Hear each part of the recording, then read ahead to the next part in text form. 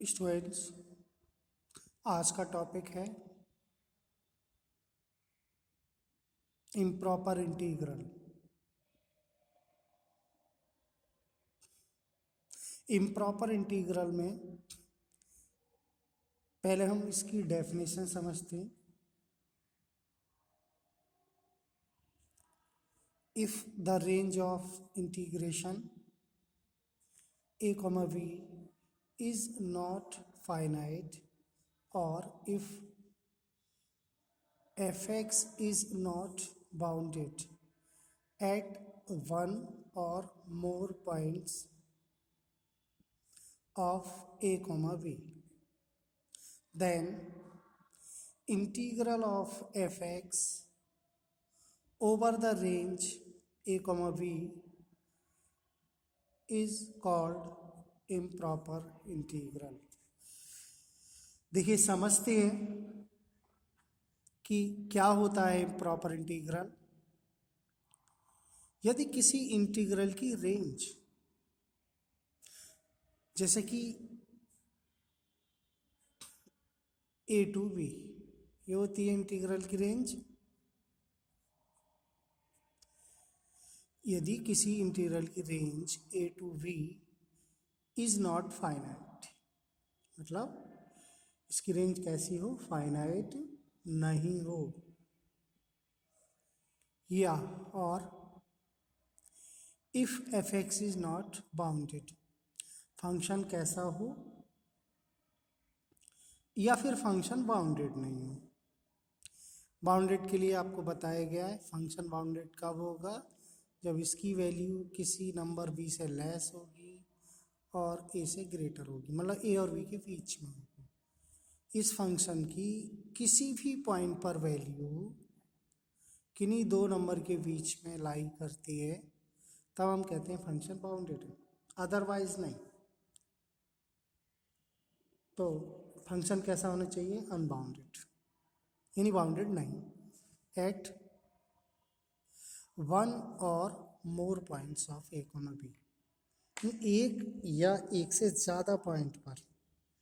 ए comma B में कितने point होते हैं, इनफाइनाइट, ये आप जानते होंगे, क्योंकि ओपन इंटीग्रल में, या ओपन हम ये कहें यहाँ ओपन इंटरवल में इनफाइनाइट पॉइंट होते हैं। Then integral of f x is over the range a comma b is improper integral। तो यहाँ आपको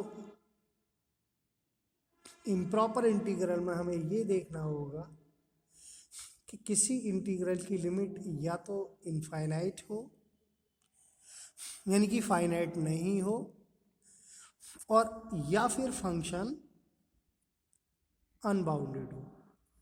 किसी एक कंडीशन हो तब हम कहते हैं कि ये जो इंटीग्रल है वो इम्प्रॉपर इंटीग्रल।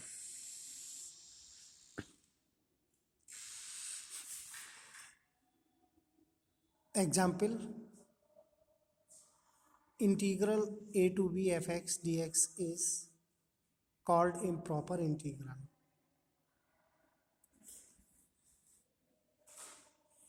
अब हम यहाँ समझते हैं kinds of integrals. In improper integral के kinds,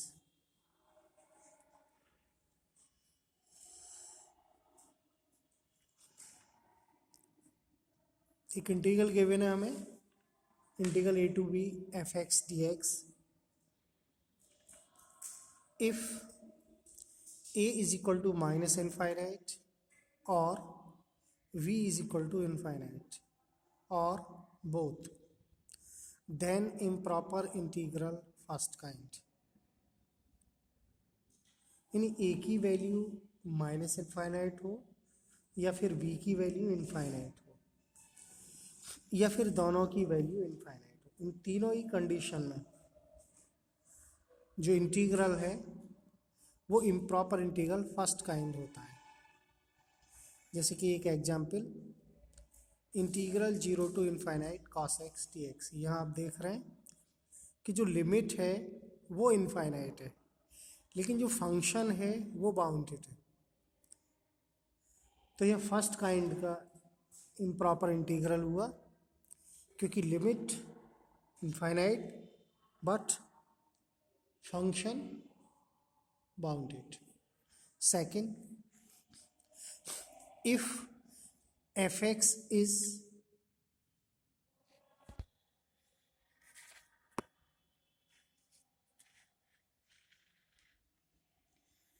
if fx is unbounded at one or more points of a comma b, then this improper integral is second kind।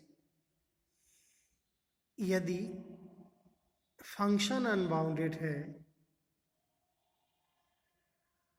एक या एक से अधिक पॉइंट पर, तब हम कहेंगे कि ये जो इंटीग्रल है वो इम्प्रॉपर इंटीग्रल है सेकंड काइंड का। देखिए example 0 to 1 dx upon x minus, चूंकि है लिमिट फाइनाइट है, इम्प्रॉपर इंटीग्रल में ये बताया गया है कि या तो लिमिट इनफाइनाइट हो या फिर फंक्शन अनबाउंडेड हो, या फिर दोनों ही बातें हों कि लिमिट भी इनफाइनाइट है और फंक्शन भी अनबाउंडेड है। यहाँ हम ये देख रहे हैं कि इंटीग्रल की लिमिट फाइनाइट है लेकिन फंक्शन अनबाउंडेड है। कैसे? एक्स के प्लेस पर यहाँ 1 लिखेंगे तो 1 माइनस 1 0, यानी 1/0 इनफाइनाइट, तो फंक्शन नॉट बाउंडेड है। देयरफॉर ये जो इंटीग्रल है प्रॉपर इंटीग्रल, ये कैसा है? Second kind. Third, if integral corresponding to first and second are called improper integral third kind।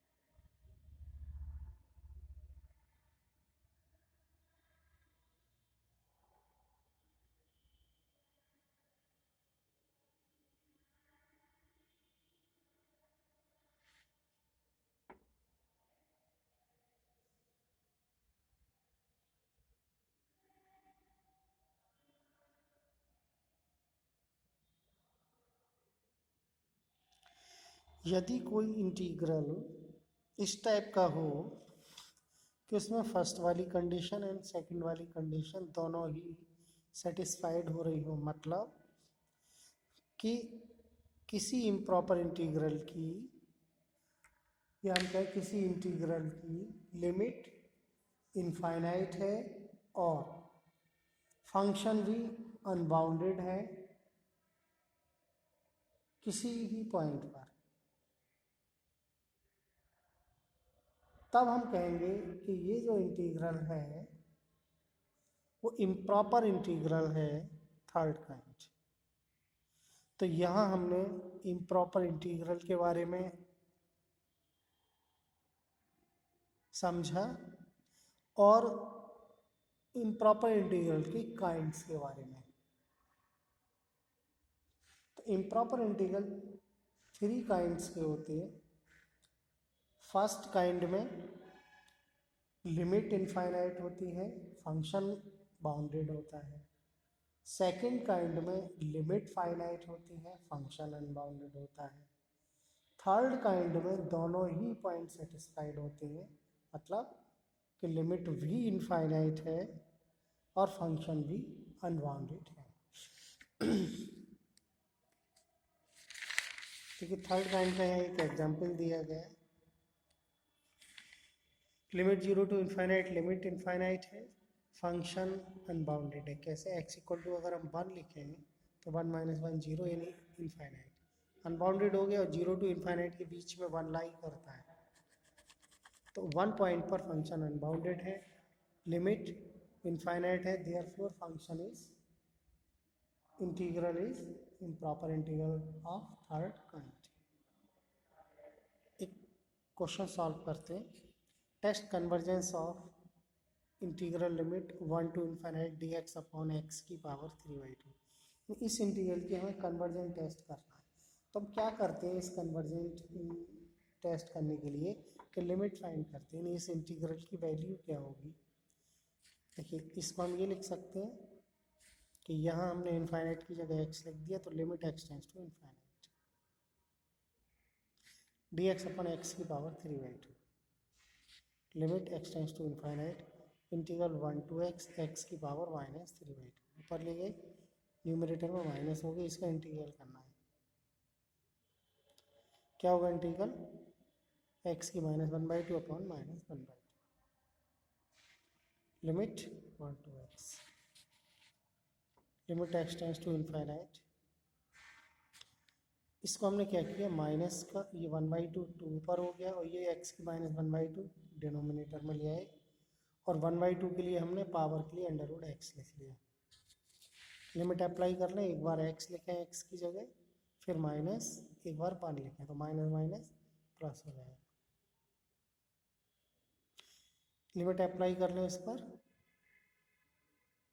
-2 ये पॉइंट कितना एक्स टेंड्स टू इन्फिनिट लिखा है, -2 अपॉन इन्फिनिट +2, तो ये 0 हो जाएगा। 2 + 0 2।